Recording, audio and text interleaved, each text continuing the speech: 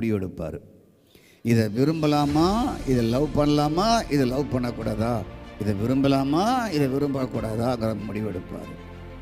இங்கே பேசலாமா பேசக்கூடாதா, அங்கே தீர்க்க தரிசன ஆவி உள்ள வேலை செய்யும்.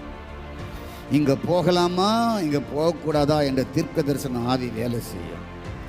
இதெல்லாம் உங்கள் வாழ்க்கைக்குள்ள வரும்பொழுது உங்களுக்கு தீர்க்க தரிசன ஆவியினுடைய வேலை உள்ளே நடக்கும். இப்படிப்பட்ட வாழ்க்கை வாழும்பொழுது உங்களுக்கு நீங்களே தீர்க்கதரிசியாக இருப்பீங்க.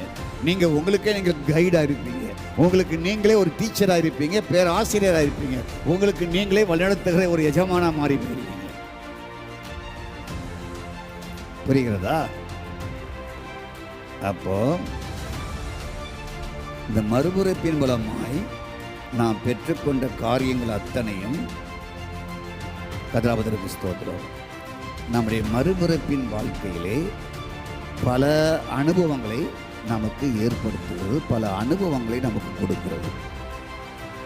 மறுபிறப்புக்கு பிறகு அவையெல்லாம் சொன்னதெல்லாம் நீங்கள் வாழ்க்கையில் வளர்வதற்கு உதவி செய்யும்.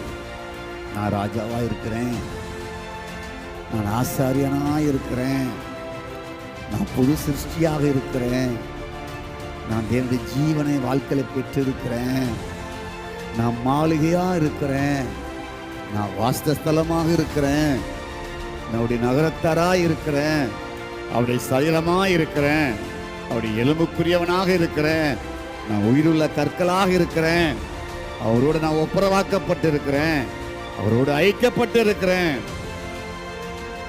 என்று நீங்கள் மறுபிறப்புக்கு பின்பு வாழ்வதற்கு வாழ்க்கைக்கு உதவ காரணமாக இருக்கிறது.